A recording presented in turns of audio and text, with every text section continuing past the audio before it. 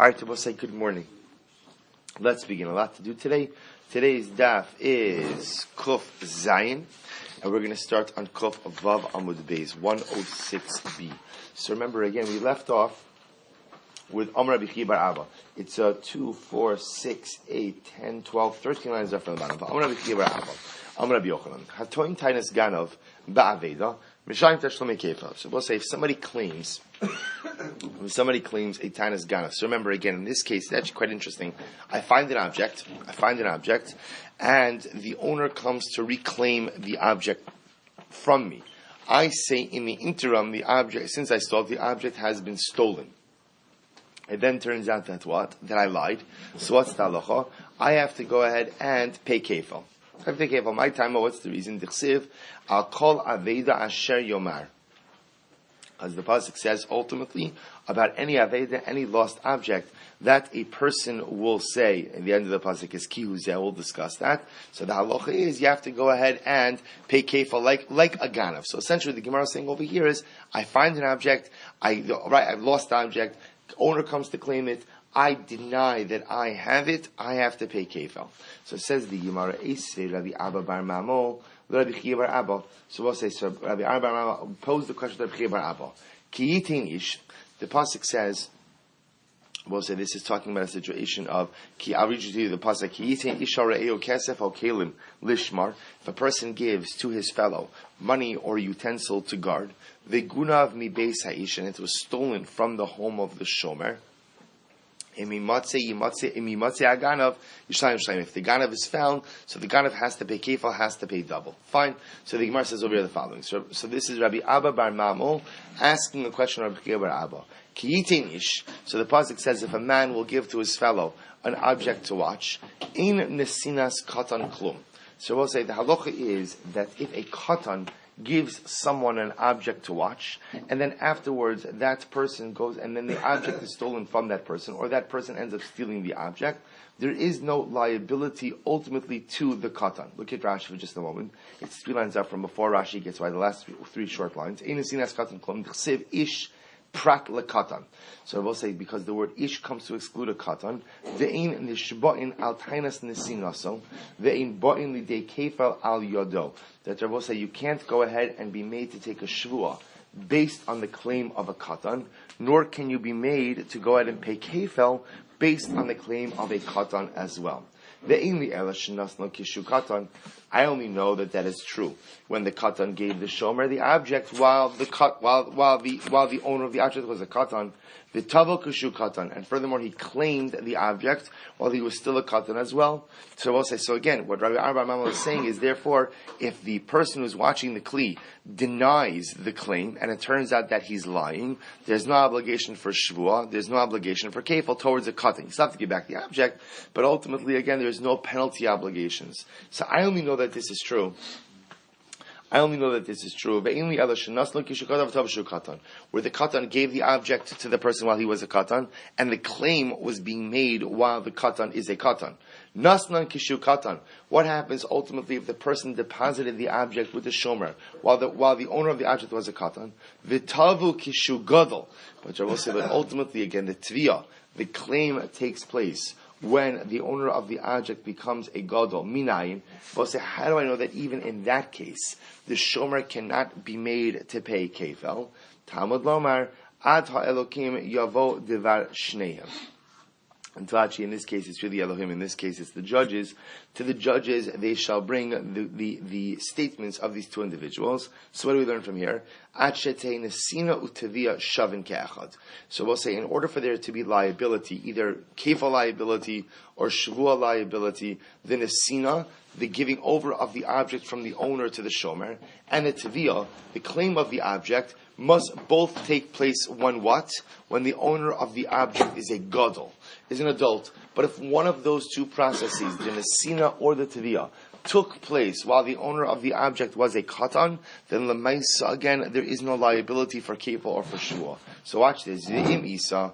Now, Rabbi Chiya bar Abba, if what you said is correct, tehevi nami ka'aveda, then Rabbi say, even if you want to say that the owner is a katan, so therefore again his act of giving it over to you was meaningless. So this item that was deposited with the shomer should at least have the status of what? Of an aveda, of a lost object. And I will say, what did Rabbi Abba just say a few lines beforehand? That if somebody was watching a lost object and he claims that it was stolen, when in fact it was not, the halacha is you have to pay kefel. If that's the case, what Rabbi Abba Bar Mama is suggesting is that when a katan deposits something with you, it should be no less than an aveda, no less than a lost object. In which case, if I, the shomer, subsequently claim that the item was stolen, then I should halacha be chayiv to kefel. What's the case here? Says Rabbi Abba, Kegon sha'achlu kishu katan. Abba said the case ultimately is where the person who was watching the object consumed the object while the owner was still a katan. In which case, again, there was no ability for the katan to go ahead and lodge a complaint or lodge a claim once he became a gadol. Aval kishu gadol mai. But again, she says, fine. But what would have happened had the owner of the object lodged his complaint or lodged his claim when he became a gadol? What would have been the halacha? Hachinami de mishalim. So I guess you'd say based on this, then enachinami, if the tviyah, if the claim took place when the katan became a gadol, then what? Then perhaps the owner of the object, not the owner, the shomer of the object should have to pay kefel. If that's the case, aditana achetehei nesina u'tviyah shavin ke'echad. If that's the case, then instead of saying that the nesina, the giving of the object, and the tviyah, the claiming of the object, have to be the same. So when we say have to be the same, that means that they both have to occur while the owner of the object is a gadol. Listni, let it say that instead for there to be liability on the part of the shomer, the achila, which means the consumption of the object, which means the misappropriation of the object, and the tviyah, the claim of the object, have to both happen at the same time. Again, when we say at the same time, meaning that the owner of the object must be a gadol. Amarle, he said, Enachinami, Tani achete achila utviyah shavin ke'echad. Enachinami, you're right. Change the wording of the brisa to say that the shomer is only liable if ultimately the achila, his misappropriation of the object, and the tviyah, and the owner's claim of the object, shavin ke'echad, both occur when the owner of the object is a gadol. So the Gemara says, Rav Ashi says, no. Lo dummy. You can't compare the two cases of theft and aveda. I'll tell you why.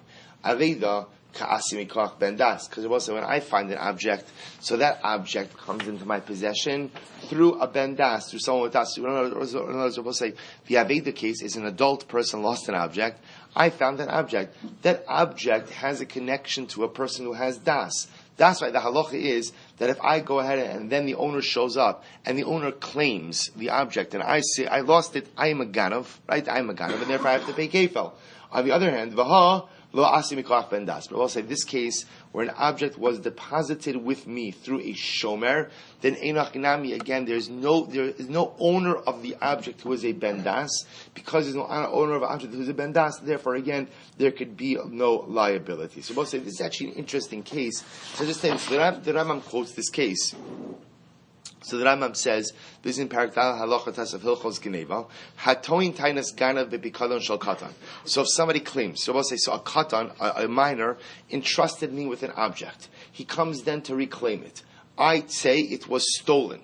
So says the Rambam, Afa pi shenasan kishu katan, v'tavu kishu katan, v'nishba v'acharach bo edim, hare ze pater min hakefal. So we'll say, since in this case he gave it to me when he was a katan, and he claimed it. Even if he gave it to me when he was a katan, and he claimed it when he was a gadol, and even if I swore that I don't have it, and even if witnesses came afterwards and said that I do have it, the halacha is I am pater from kefal. Why? Shene'emar ki yitin ish are'ehu ve'ein nesinas katan klum v'tzar shetein nesina u'tviyah shal megadol. So we'll say this is how the Rambam paskins halacha l'maisa, namely that in order for someone to have a claim against me with an item that was entrusted to me, the owner of the object must have been a gadol, must be an adult at the time when the item was entrusted to me, as well as at the time that he is making the claim. But if he was a katan during the first stage of the process, which is the entrusting of the object, even if he subsequently becomes a gadol, he cannot lodge a claim against me for kefal. Okay, so it says the Gemara. Hatoin tanas gana bepikadon. So both say, now here's a different case. This is a case of pikadon. Right, so somebody entrusts the pikadon to me. Right, the pikadon, both remember again, two cases of halva, two different cases. Halva and pikadon. Halva is a loan. Pikadon is an object that somebody entrusts to me to watch. So someone has entrusted me with an object to guard. So what happens? Owner comes back, I claim the object was stolen. Turns out that what? So what's the halacha? Eino chayiv. I am only chayiv kefal, the Gemara says. I should say, the Kibar Abba says, ad sheyichbar b'miktzas. I both say, until I deny, I'm only chayiv kefal if I deny partial liability. As well say, so it seems to be, interestingly enough, that Reb Chiya bar Abba is saying is that the only time I'm chayiv kefal, if I claim that a pikadon was stolen from me, is in a case where there is partial deniability. That doesn't make sense. Where I deny part of the claim. So let's say, for argument's sake, the pikadon was X. I say I don't owe you X, but instead I owe you Y. So I am admitting what we call a modeh b'miktzas. So I am admitting part of the claim, but I'm not admitting the claim in its totality. So Reb Chiya bar Abba is saying that the only time I'll become chayiv in kefel, if I claim that a pikadon was stolen when in fact it was not, is if I'm modeh b'miktzas. I admit part of the claim. So Gemara says, my timer. Where does Reb Chiya bar Abba get that from? My timer. Damakra, because the pasuk says ki hu zeh. Ki hu zeh. Because we'll say, remember again, this phrase ki hu zeh is actually the phrase. Well, the pasuk is Akol davar pesha al shar al chamor al ser al samo al kol aveda sheyomar ki hu zeh. I look at me village. So we'll say ki hu zeh is the pasuk that teaches us about modeh b'miktzas. That if I go ahead and I deposit an object, or I give an object to someone to watch, and I come back and I claim it, and the person says, ki hu zeh, this is all I owe you and no more. So I say the person owes me X.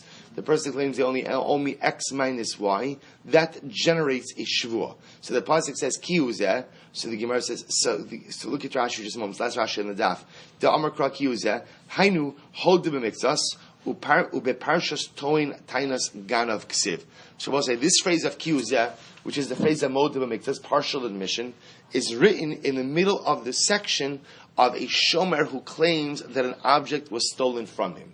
So Reb Chiya bar Abba says like this, just follow this logic. Reb Chiya bar Abba says that since the halacha of modeh b'miktzas, that partial admission generates a shvuah, since that concept is written in the middle of the section of toin tainas ganov, of someone who goes ahead and claims that an object was stolen from him while he was watching it. So therefore, again, Reb Chiya bar Abba merges these two concepts and says that if you're watching an object for someone, and now you're going to claim that lamaisa it was stolen, you're only chayiv to pay kefel if you have a partial admission. So the Gemara says, "Upligu Reb Chiya bar Yosef," and this argues on Reb Chiya bar Yosef. Why? Reb Chiya bar Yosef says, "Top of Kov Zayin Rabosai, Iruv Parshios Ksiv Kan." That Rabosai, listen to this. Now, the one thing you can't argue about is the fact that the section of someone watching a pikadon, of a shomer watching a pikadon, and claiming that the pikadon was stolen, is written together, intermixed with the halachos of modeh b'miktzas, a partial admission that generates a shvuah. So the way Reb Chiya bar Abba understands that is that the Torah is trying to blend those two parshios to tell you that if you are watching an object and you claim that ultimately, again, it has been stolen, that you are only chayiv for kefal if you go ahead and have partial admission. Reb Chiya bar Yosef says no. Erev Parshios, it happens to be the Torah is blending all of these concepts, all of these ideas, but lav dafka, that they actually are intertwined, meaning they're textually intertwined, but they are not legally intertwined. So the Gemara is Ir Parshas Chasav Kan. Look at Rashi. Pasuk Shumi Parsha Acheres Nisari Bezu. So a pasuk that really belongs to a separate section was included in this one. She'ena Makomo. That's not really its place. The high kihu zeh be'im kesef talve havalei lemichtavei. The hasam koi de'ilu v'hach parshasa de pikadon below hoda'a b'miktzas machai. So because remember again, the pasuk of kihu zeh, which is talking about partial admission, really belongs in what section? In kesef talve es ami. Because you also remember again, the classic case of modeh b'miktzas, the partial admission is what? I lend someone money. I say, Reuben, I loaned you $1,000. Reuben says what? Right? I admit I owe you 500. I owe you 500. It's like a 2-minute rule before speaking up before you get here. Right, so the mom hit the ground running. So that's the case of Moda Mixas, right? Reuben, you owe me $1,000. No, I only owe you $500. We'll say so. The halacha is we'll discuss in just a moment. That's the phrase of kiyuzeh. So Rav Chia Bar Yossi says kiyuzeh. That phrase of Modim and Mixas teaches me that partial emission generates obligation for Shavua. That doesn't belong here in this section. It actually belongs in the section of lending money. It just happens to be written here in the middle of the section of Rabosai of a shomer who claims that an object was stolen from him, and he has to take a Shavua about that. But the Torah does not mean to blend these two concepts. Just for some reason, the Ribbon Shalom writes different things in different sections. But it's not to teach you that the only time you're chayiv and toin tainas ganov is if you're modeh b'mikzas. So the Gemara says, "V'chikasav kihuzeh amil v'hudichsiv." But I will say, therefore, the phrase kihuzeh is not coming to teach me that if I'm watching an object and I claim it was stolen, that I'm only chayiv if I engage in partial admission. It's not teaching me that. Rather, again, modeh b'mikzas is only a din in halva. Only a din by a loan, not a din by pikadon. So we'll say that's really what's happening. Really, the fundamental machlokes over here between Rav Chia Bar Abba and Rav Chia Bar Yossi, we'll say, is where does the concept of modeh b'mikzas, of partial admission that generates liability, where does that concept apply? Rav Chia Bar Abba says it applies in a case. Everybody agrees it applies in a case of halva. I lent Reuven $1,000. Reuven says, no, I only owe you $500. The halacha is he has to swear on the remainder. Everybody agrees in that case. The shaila is, does it apply to the following case? Reuven deposits an object for me to watch. I go ahead and I say, and he says, give me back my object. And I say, I don't have your object. It was stolen. It was stolen. So we'll say, and then it turns out that I'm lying. So am I chayiv kefal or not? So Rav Chia Bar Yosef will say, yes. Yes, you're chayiv kefal, right? Because you denied liability, and therefore against you're a chayiv kefal. Rav Chia Bar Abba will say no. Because the only time you're chayiv kefal in that case is when? If you admit that you owe part of the pikadon. But if you deny the pikadon in its totality, then lemaisa, again, you're not chayiv. So Rav Chia Bar Abba applies modeh b'mikzas, not just to pikadon, not just to halva, not just to a loan, but also to pikadon. Where Rav Chia Bar Yosef says modeh b'mikzas only applies to halva, does not apply to pikadon. So now we're going to focus on Rav Chia Bar Yosef's approach. So Rav Chia Bar Yosef says modeh b'mikzas is only a din in pikadon, but not.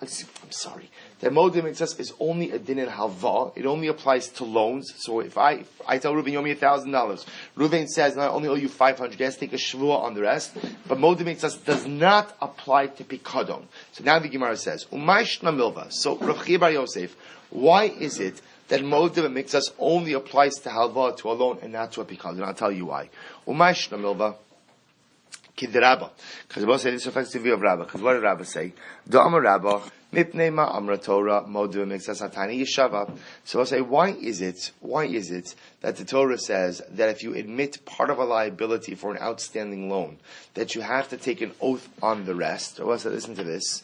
Because he says, Chazaka ein adam meiz panav bifnei bal chova. Because we'll say, we have a general principle that a person will never be so brazen to deny a claim in its totality in front of the creditor. Now look at Rashi for just a moment. Damar Rabba, ein adam meiz panav bifnei zeh she'osel latov. Now why is this? So you see, it's interesting. Before I saw Rashi, I always assumed that the reason is because even liars, you can only go so far with a lie.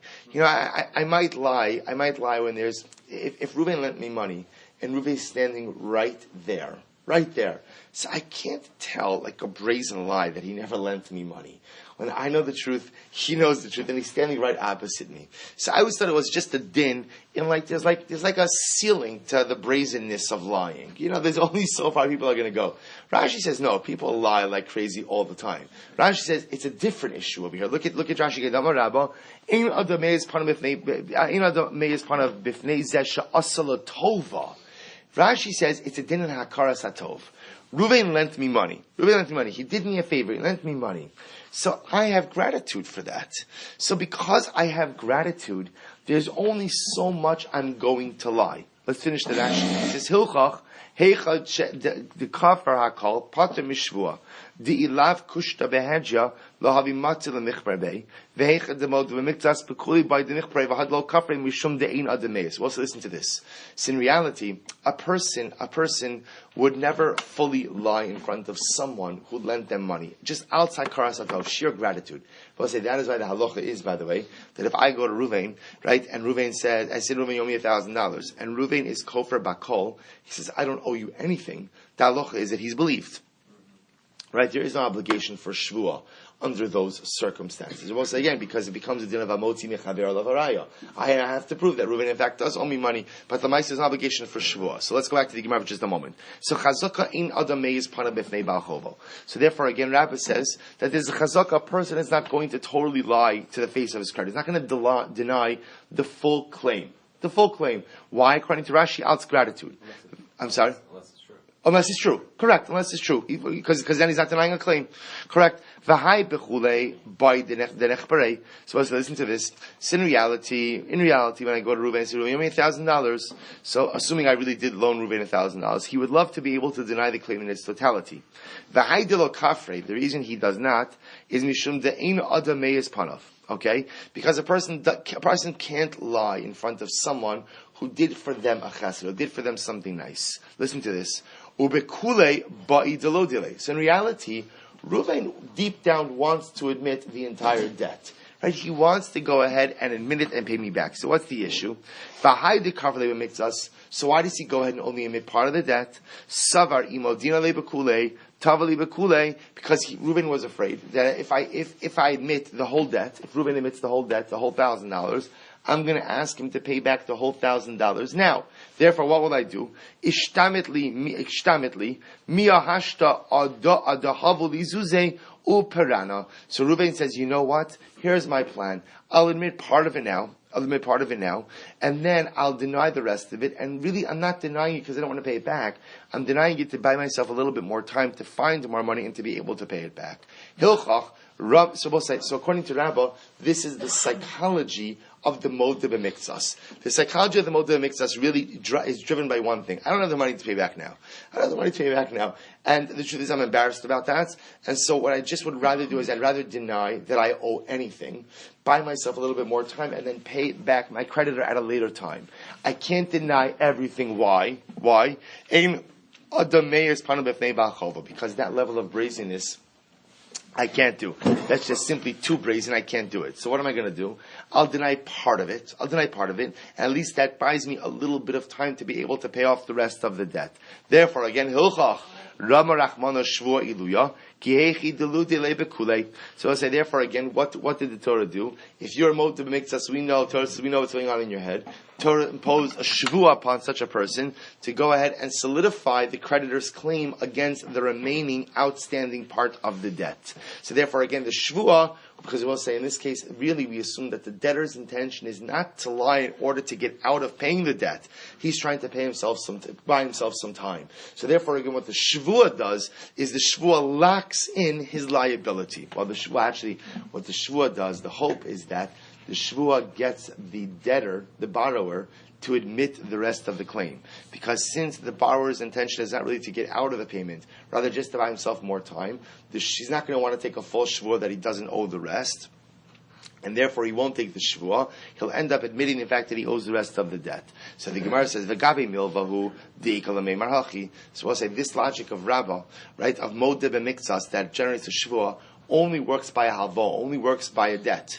The Gemara says, Avav bepikadon meiz umeiz. But I will say, when it comes to a pikadon, people will lie through their teeth. So we'll say, what does that mean? So remember, again, according to Rabba's approach, the whole concept of Modeh B'Miktsas is driven by one concept, which is hakaras hatov, gratitude. Somebody lent me money. I have gratitude for that. I can't lie. It's not bad. Pretty good, right? So I can't go ahead. I have gratitude. So because I have gratitude, by definition, again, this setup works. I have gratitude. I can't deny the whole claim. I'm trying to buy myself a little bit of time, and therefore the shvua ensures that we solidify the rest of the debt, or I should say, the shvua scares me into admitting the rest of the debt. Pikadon Rabbi say a person has no gratitude. Rashi says, Pikadon de'in kan hatava. See, remember again, when Reuven deposits his object with me, he's not doing me any tova. I'm not benefiting from this in any way. If anything, Reuven is benefiting from it. And therefore, again, meyuz umeyuz.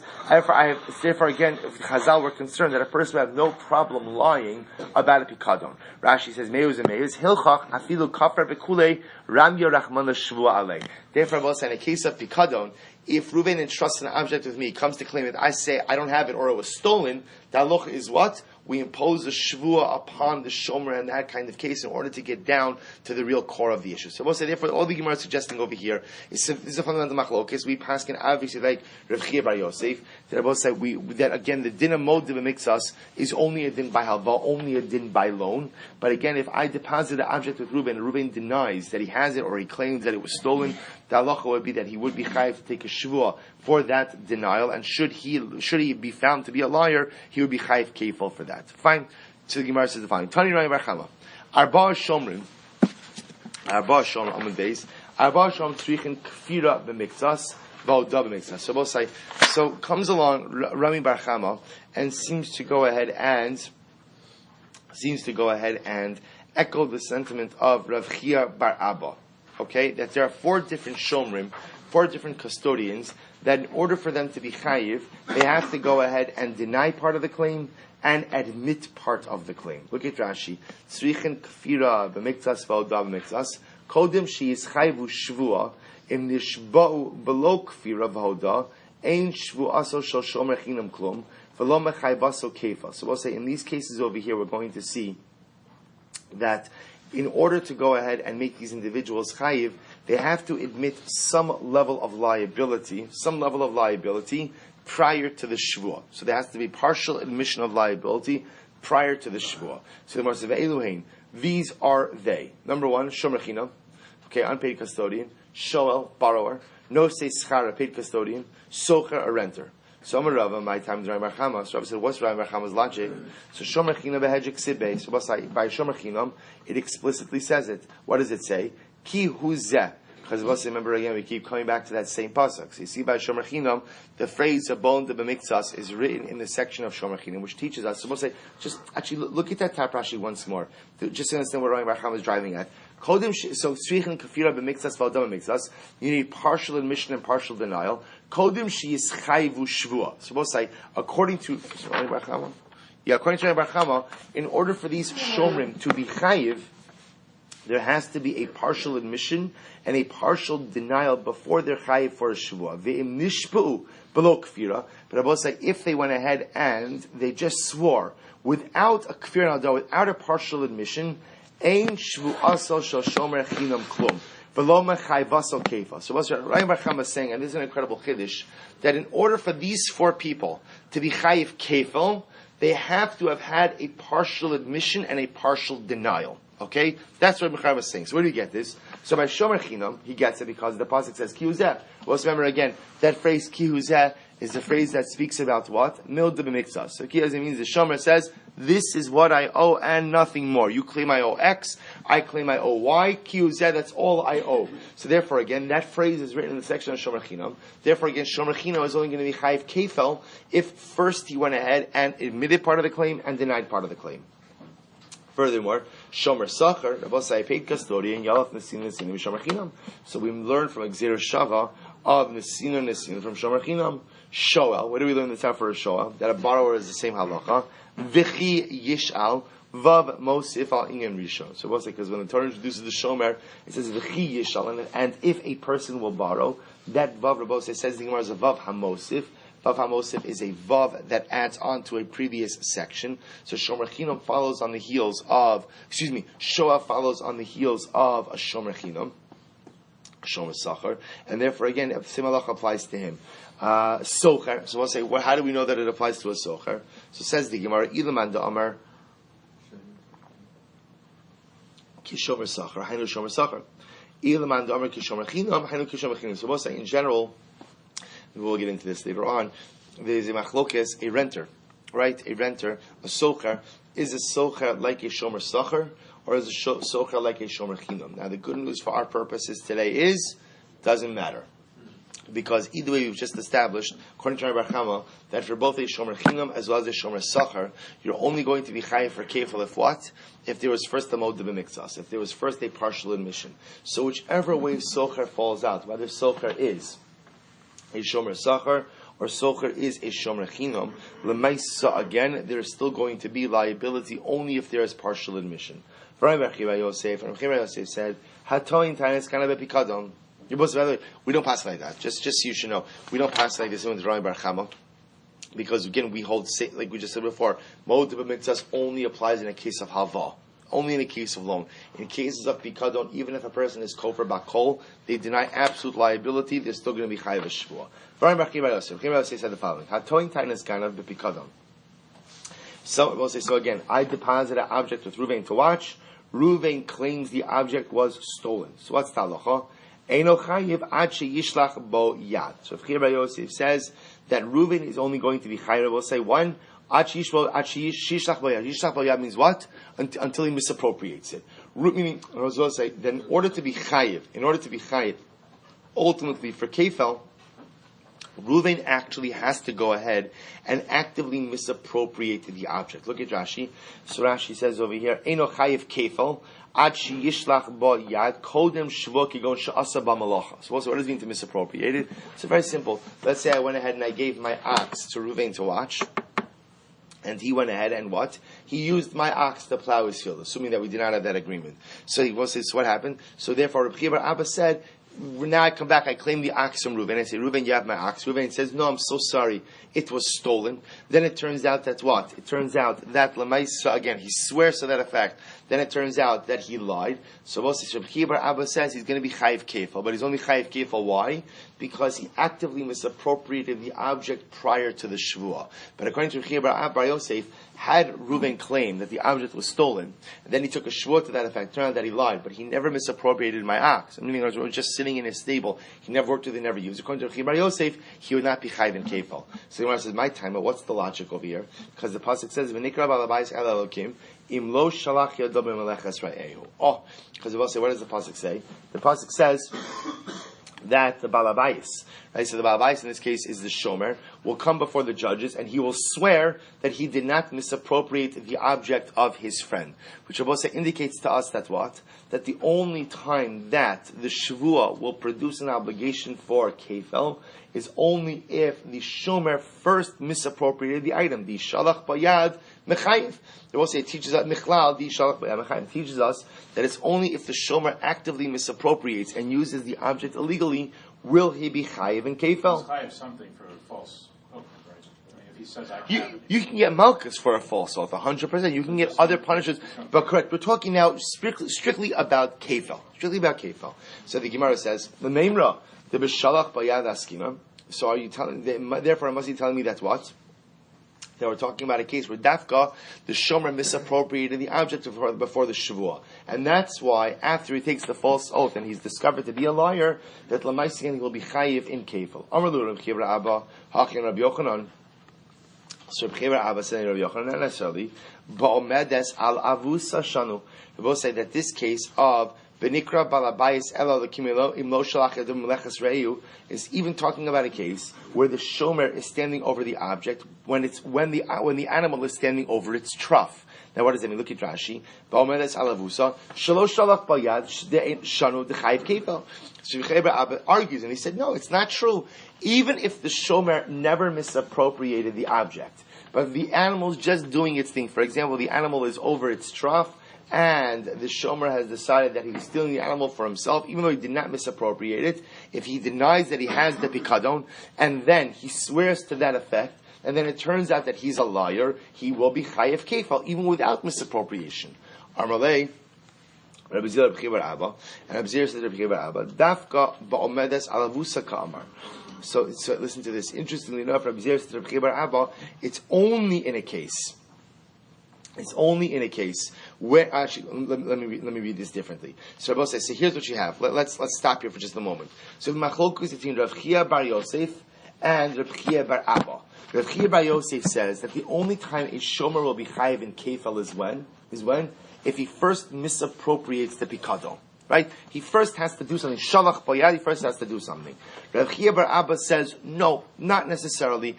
Even if he did not, of course if he did, yes, but even if he did not misappropriate the object, and the animal's just sitting over, the animal's just eating from its trough, and the shomer decides that he wants to steal the animal for himself, and then he swears that he doesn't have it, then it turns out that he's lying, he'll be chayiv kefel. So now asks the Gemara the following. So Rav Zira asks Rav Chia bar Abba, let me ask you this. Dafka ba'omedes alavusa ka'amar aval shalach bayad kana ushvo lo mahanye beiklum. So are you telling me that it's only in a case where the shomer did not misappropriate the item? He did not misappropriate the pikadon, and he swore that the pikadon was stolen, and then it turns out that he's a liar. It's dafka in that case that he's chayiv kefal. Aval shalach bayad, but if the shomer did actively misappropriate the object, and then what? And then he swore that he did not. Shvua lo mahanye beklum. Perhaps in that case, again, Rabosai, the shvua will not make you chayiv kefal. Now, Rabosai, now why wouldn't the shvua make you chayiv kefal? Because perhaps, once you go ahead and misappropriate the object, you own the object for all own sin purposes, and therefore, again, there's no longer any din of kefal. O Dilma, afilu omedes alavusa ka'amar. Or maybe, did you mean to say that even if the shomer did not misappropriate the object, he'll be chayiv in kefal? But certainly what? But certainly if the shomer does misappropriate, the shomer did misappropriate the object, of course he'll be chayiv in kefal. Amalei, to which Rav Chia bar Abba responded, Amalei zulo shamati. The truth is, I don't know. But kiyotze b'shanti, I never heard a ruling in this matter, but I heard a similar ruling. What's a similar ruling? Da'amar Rabbi Yossi, Rabbi Yochanan, had toin tainas avid v'nishpa v'chazer v'tan tainas ganov v'nishpa. So let's listen to this. I deposit an object with Ruvain, and Ruvain, when I come to claim it, Ruvain says, "Oh, I'm so sorry, the object was lost," and he swears that the object was lost. He swears to that effect. V'nishpa, and then we'll say what happens. The chazar v'tan tainas ganav, and then Ruvain claims that no, the object wasn't lost, the object was stolen, and he swears again. Ubo edim, and witnesses came along and said that he lying. So what's the halacha? We'll say pater.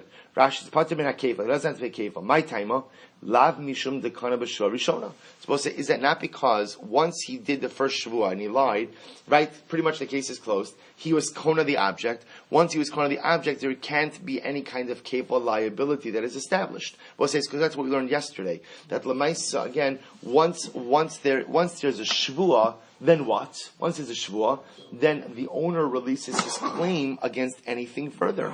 So is that not the reason? Amar leilo hoil v'yatsa yedei bailim b'shua rishona. That case is different, says the Gemara. The real reason why ultimately he's going to be patur in kefal is because what we just said.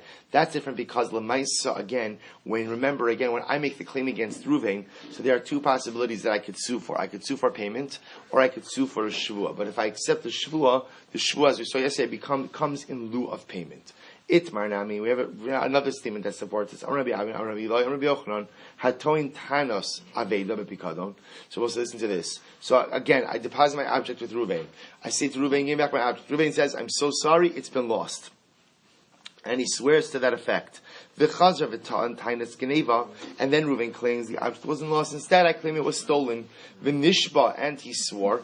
Ubao edim, and witnesses come and say that he's a liar. So they claim the object is still in your possession. Pater, Ruvain is going to be pater. Why? Hoil v'yatsa yedei bailim b'shua rishona.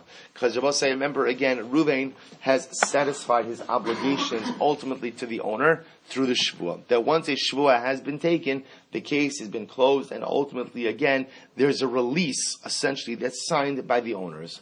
Amar Rav Sheshes hatoin tainas gana bepikadon. So also listen to this case. It's the same basic idea. I deposit an object with Ruvain, and Lemaisa again what?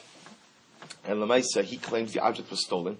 Kevan sheshalach boyad potter. So we'll say, so now Rav Sheshes is saying the opposite of what we learned before. So remember again, we had a machlokes Rav Chia bar Yosef and Rav Chia bar Abba about whether or not you need to misappropriate in order to be chayiv kefel or not. Rav Chia bar Yosef said, you can't be chayiv kefel unless you first misappropriate, then take the shavua. Rav Chia bar Abba say we're not exactly clear what he was saying. Was he was saying that you can't misappropriate, or even if you misappropriate, but even if you don't misappropriate, you're also going to be chayiv. So comes along of sheish to something different. If someone claims that an object that he was watching is stolen, kevan sheshalach bo yad pater. We'll say this is interesting. Once the shomer misappropriates the object, he is subsequently pater from kefal. By time, what's the reason for that? Hakikam rachmana. This is what the pasuk. This is what the Torah means. V'nikra balabayis ela elokim im lo shalach yado. The balabayis has to come to swear that he has not misappropriated.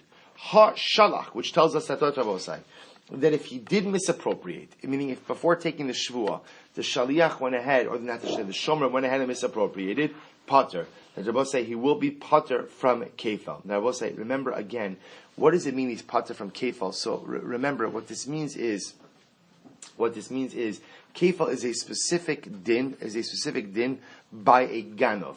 What we're going to see is, again, once a person has an object in his possession and he actively takes it for himself, so there's a halachic paradigm shift. We'll get into the why probably more tomorrow. We'll get into the why, but what Sheshes is saying over here is that if you're watching an object and you misappropriate it and you steal it and you swear afterwards that Lamaisa, again, the object was stolen by someone else, so you are pater from kefal under that case. The only time that kefal applies is when the shomer did not misappropriate the object. Amir Rav Nachman, so Rav Nachman says, "V'halo shalosh shvuos mashbiino." So, but yet again, there are 3 shvuos that we go ahead and we impose upon the shomer. What are they? Shvuah shelo pashati ba, a shvuah. We'll say we'll stop over here. We'll pick up in Mirat Hashem with this Gemara. So again, we're ending off with. I don't know how I got so. I thought I was going to get so much further. Okay, such a short moment. Aleph didn't work out. So we'll say, so again, I'm ending you off over here with the shita of Rav Sheshes, which says essentially the following: that halacha l'maisa, I deposit an object with Ruvain. I come back, Ruvain, where's my object? Ruvain says, I'm so sorry, it was stolen. Ruvain swears to that effect. Eidim come and show that Ruvain swore falsely. So what's Ruvain's liability? To which Rav Sheshes says it depends. If Ruvain did not misappropriate the object, just sitting in his rishos, then what? He's chayiv in kefal. If, however, Ruvain went ahead and misappropriated the item, then what? Then ultimately he's going to be pater from kefal. The reason and the logic behind that, Amir Hashem, we'll see in tomorrow's daf. Shkoyach. He works it. He uses the animal to work the fields. Any active usage of it, any usage that would have been illegal under the terms of the Shmirah.